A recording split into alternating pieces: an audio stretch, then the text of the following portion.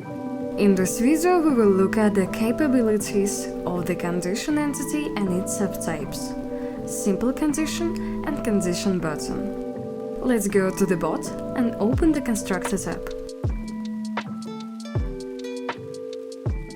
Add a condition. Condition is a separate entity along with the commands. Condition consists of rules, which in their turn consists of checks and actions.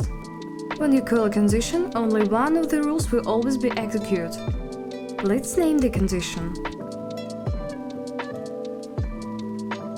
Select the type of condition. There are two types of conditions: simple condition and condition button. The simple condition is a condition that can be called the same way as a command, by name, by jumping, by button, or by other means. Button condition is a condition that defines the settings of an inline button.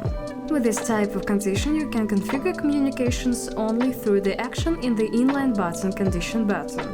Note that you can change the condition type after saving. In the advanced settings, you can select a list of options. Executing from the current group means that the command will be executed only if the user is in the current group of commands. You can also select random rule sending and display in the menu. Let's move on to the rules block. A rule is a block in terms that contains checks and actions. Let's consider a rule. First, you must choose the type of check. A check is a set of parameters for which the user who called a condition is checked. It has two types. All checks, actions from the rule will be carried only if all checks are passed. Any check actions from the rule will be carried out if one check is passed. Let's add a check.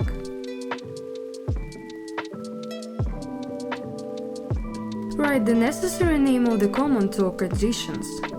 Next, we can select the parameters we need. Set quantity checks how many times the function was executed. For example, calling command or condition without option set number checks if the call was at least one time. If you enable set quantity and specify equal to 3, then the check will be passed only if the user has called the selected command exactly 3 times. Set period checks if the function was executed in the specified interval. There are the following types of intervals.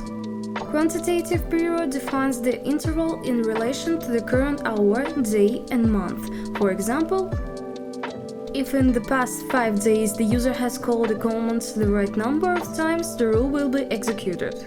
Each subsequent day, the interval will be shifted relative to the current day. The data period is the exact interval. A calendar period is an interval relative to the calendar values: today, this week, current month, and so on. Each subsequent day, the interval will be shifted relative to the current day, week, month, and so on. The Check Another User option allows you to check based on another user's data by Telegram ID or username. Let's move on to choosing an action. Action is a set of functions that will be executed for the user who called the condition. Action has two types. All actions means that each action will be carried out one by one. Random action means one random action will be performed. You can set the probability that each action will be performed. Clicking on the Add Action button opens the following list of actions, which is also divided into tabs.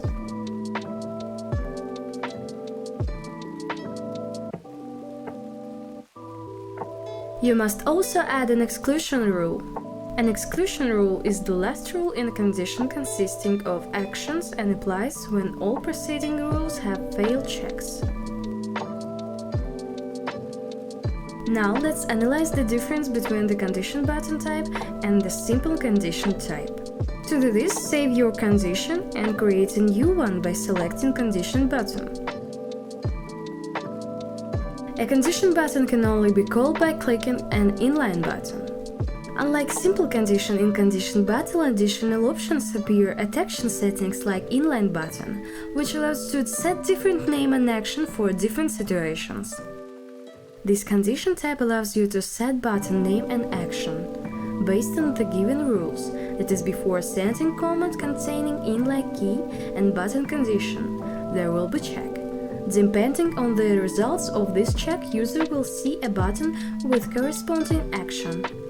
For example, the condition with the button condition type has two rules.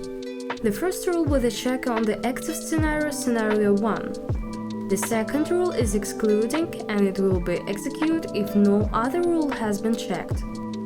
In this particular example, the excluding rule will be executed if there is no user in the scenario, scenario 1. For the first rule, let's set the link action and name the button "Link to your gift."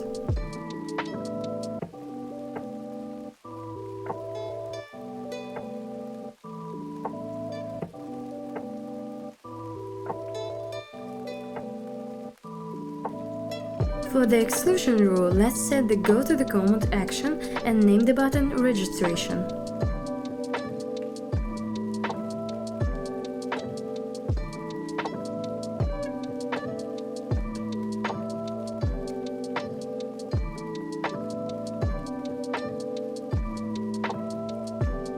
If a user with the active script scenario 1 calls a command containing an inline key with a condition button, its button will be named "Link to your gift" and contain a link. But if a user without a script scenario 1 calls it, it will contain a register button in the same place and lead to another command. In order to create links with condition button, you need to create an inline in any command.